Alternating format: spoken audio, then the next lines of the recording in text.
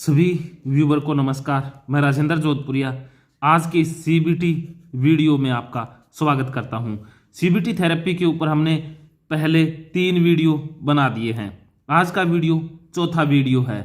आज की इस वीडियो में हम डिस्कस करेंगे rating the degree of emotion and degree of belief in the thought. Rating करना है इमोशन को और बिलीफ को। तो रेटिंग कैसे करना है आज की इस वीडियो में हम जानेंगे।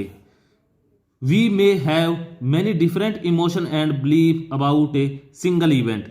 कोई भी एक इवेंट या घटना होती है उसके विषय में हमारे पास बहुत तरह के बिलीफ्स हो सकते हैं, बहुत तरह के इमोशन हो सकते हैं। इसे आगे और गहराई से हम डिस्कस करेंगे कि एक ही घटना का इंटरप्रिटेशन हम कितनी तरह से करते हैं। घटना एक होती है लेकिन उसका इंटरप्रिटेशन और उससे संबंधित हमारे बिलीफ अलग हो सकते हैं, उससे संबंधित हमारा इमोशन अलग अलग होता है। हर इंसान समय अनुसार इमोशन और बिलीफ्स में बदलाव लाता रहता है। तो कैसे बदलाव आता है ये भी हम साथ के साथ जानते चलेंगे और कैसे अपने बिलीफ्स को चेंज करना है। What is really important is how strongly we feel something and how strongly we hold a belief। Important ये है कि हम कितना इमोशन को फील करते हैं स्ट्रोंगली और कितना स्ट्रोंगली हम अपने बिलीफ्स को होल्ड करके रखते हैं। Emotions obviously very in degree. Emotion और बिलीफ्स वेरी करते हैं in degree. I can feel slightly sad. मैं थोड़ा सा उदास फील कर रहा हूं, ये हम इमोशन की बात कर रहे हैं। उसके बाद हो सकता है somewhat sad, very sad, extremely sad और ओवरवेलमाइटी सैड। पूरी तरह से टोटली मैं सैड हूं। तो एक सैड इमोशन भी कितनी तरह का हो सकता है वो हमने जाना। इसी प्रकार हम बिलीफ्स को जानते चलेंगे।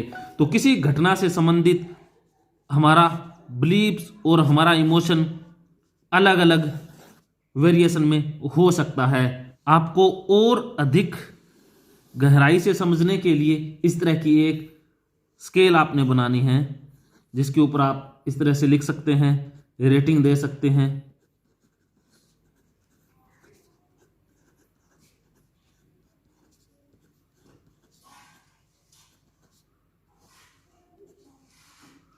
मैं यहां 100 लिख देता हूं। आप यहां पर जो 80 और 90 का है वो लिखेंगे।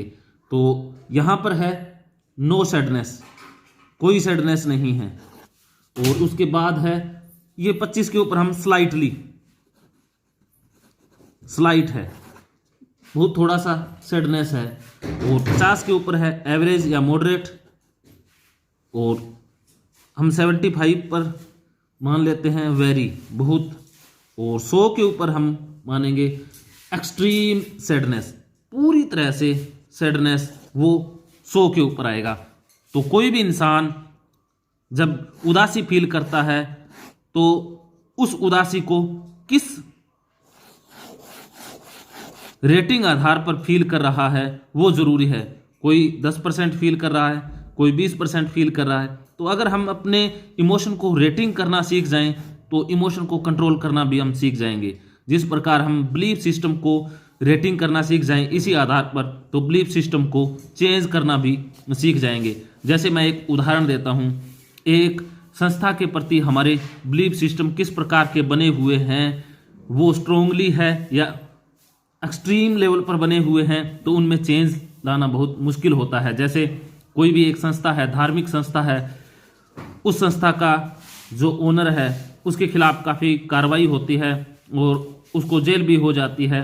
तो लेकिन अगर उस संस्था के प्रति हमारे बिलीफ सिस्टम बहुत स्ट्रोंग है, पूरी तरह से एक्सट्रीम लेवल पर है, तब भी वो चेंज नहीं होंगे, उनमें बदलाव नहीं आएगा।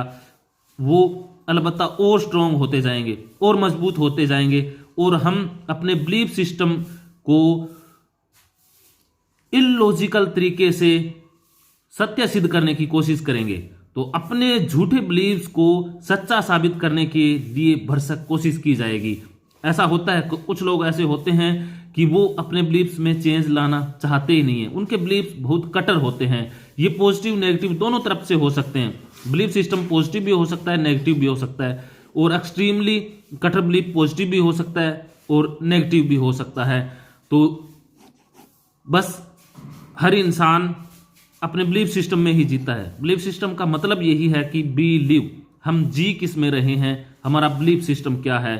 तो बिलीफ सिस्टम हमेशा फ्लेक्सिबल होने चाहिए। जिसके जितने ज़्यादा कटर बिलीफ्स होंगे उनमें चेंज लाना बहुत मुश्किल होता है। ओसीडी डिप्रेशन वालों के बिलीफ सिस्टम ही तो होते हैं। ओसीडी वालों का गंदगी के प्रति हो सकता है, बीमारी के प्रति हो सकता है, किसी अवांछनीय या अनहोनी के विषय में कोई बिलीफ सिस्टम हो सकता है, बचपन से जुड़ा हुआ कोई बिलीफ सिस्टम हो सकता है, कोई सेक्सुअल हरासमेंट से संबंधित बिलीफ सिस्टम हो सकता है। डिप्रेशन वालों का अपनी सेल्फ स्टीम से रिलेटेड बिलीफ सिस्टम हो सकता है, और अपने जीवन से संबंधित कोई बिलीफ सिस्टम हो सकता है। तो बिलीफ सिस्टम किस रेटिंग पर है, किस वेरिएशन में है, वो इंपॉर्टेंट है। अगर वो एक्सट्रीम पर है तो उसे मुश्किल से बदला जाएगा, अगर एवरेज से कम है तो उसे आसानी से बदला जा सकता है।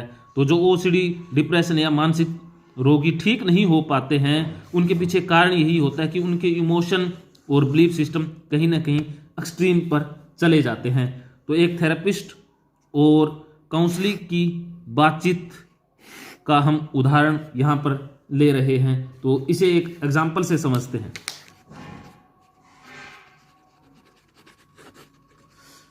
तो सबसे पहले थेरेपिस्ट कहता है, you said you are feeling sad since you and John broke up. क्या आप मुझे बता सकते हो कि जब से आपकी गर्लफ्रेंड से आपका ब्रेकअप हुआ है तब से आप उदास फील कर रहे हो। तो क्या आप अपनी सैडनेस को, उदासी को और व्याख्यात कर सकते हो। तो इस पर जो पेशेंट है वो कहता है, ओ आई फील वेरी सैड, मैं बहुत उदास फील कर रहा हूं और मेरा मन कभी कभी रोने का भी होता है। तो इस पर थेरेपिस्ट क्या पूछता है, मैं जानता हूं कि आपकी इमोशन बहुत महत्वपूर्ण है, मुझे पता है कि आप क्या महसूस कर रहे हो। जब आपका ब्रेकअप हुआ था तो आपके ऊपर क्या गुजर रही थी, मुझे उस चीज़ का आभास है। कृपया आप अपने इमोशन को 0 से 100 के बीच में रेटिंग कीजिए। तो इस पर क्या प्रतिक्रिया होती है पेशेंट की वो देखिए। पेशेंट इसमें कहता है कि मैं बहुत उदास फील कर रहा हूं, मैं पूरी तरह से तो नहीं बता सकता लेकिन अंदाजन मैं बता सकता हूं कि मैं 90% उदासी फील कर रहा हूं। पेशेंट कहता है कि मैं अपनी गर्लफ्रेंड के बगैर खुश नहीं रह सकता और मुझे ये विश्वास 90% महसूस हो रहा है कि मेरा एक बिलीफ सिस्टम है कि मैं उसके बगैर खुश नहीं रह सकता। मैं इसे 90% रेटिंग देना चाहूँगा। जो काउंसलर है वो पूछता है कि आप अपने इमोशन को और बिलीफ्स को रेटिंग कीजिए। तो बिलीफ्स को वो 90% और इमोशन को भी 90% वो रेटिंग करता है। जब आप जोहन के बारे में सोचते हो या अपनी गर्लफ्रेंड के बारे में सोचते हो तो आप उदास हो जाते हो। Can you complete the sentence with you first thought that come to your mind. क्या आप बता सकते हो कि आपके मन में पहला विचार क्या आता है। कृपया आप इस सेंटेंस को कंप्लीट कीजिए। I feel very sad when I think my girlfriend leaving me because I think. मैं क्या सोचता हूँ, आई थिंक। इस पर पेशेंट कैसे कंप्लीट करता है वो जान लेते हैं। पेशेंट कहता है कि I can never be happy without him. मैं उसके बगैर खुश नहीं रह सकता। वो उसका बिलीफ बना हुआ है कि मेरी खुशी उसी के अंदर है। तो इसके ऊपर थेरेपिस्ट कैसे सीबीटी के माध्यम से बिलीव्स को बदलता है वो जान लेते हैं। थेरेपिस्ट कहता है कि the automatic thought is I can never be happy without him. मैं उसके बगैर खुश नहीं रह सकता। ये आपका ऑटोमेटिक थॉट है, ये अपने आप आपके बैकग्राउंड में चल रहा है। Why don't you right that down. आप इस तरह के विचारों को लिखें। थेरेपिस्ट उसका बिलीफ जो बना हुआ है उसे लिखवा लेता है और उसको स्केल पर रेटिंग करने के लिए कहता है।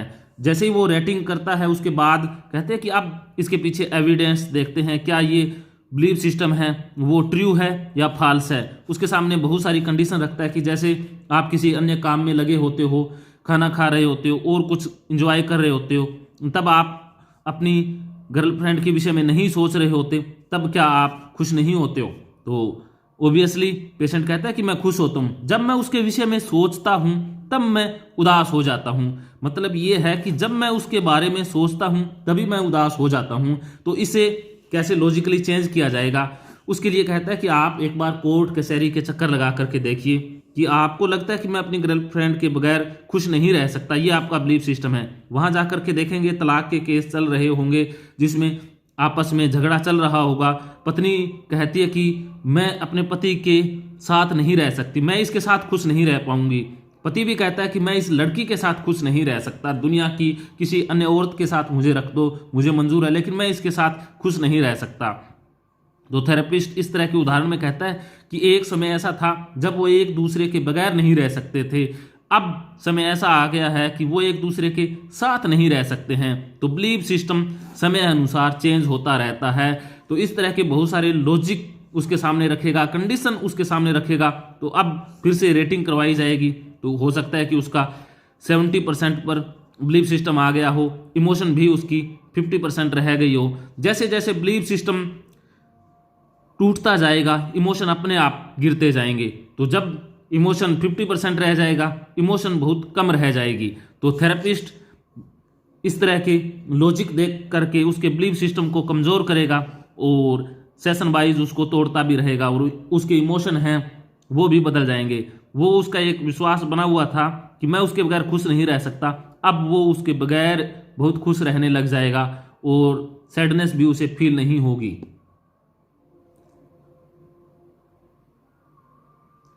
और लास्ट में ये पूछेगा कि पहला सेशन था तब आपने 90% रेटिंग दिया था, तब वो पेशेंट कहेगा कि मैंने उस समय उदासी के अंदर कुछ ज़्यादा ही रेटिंग दे दी थी, लेकिन ऐसा कुछ नहीं है। मैं अब इस खेल को समझ गया हूँ कि कैसे जीवन को जीना है, कैसे खुश रहना है।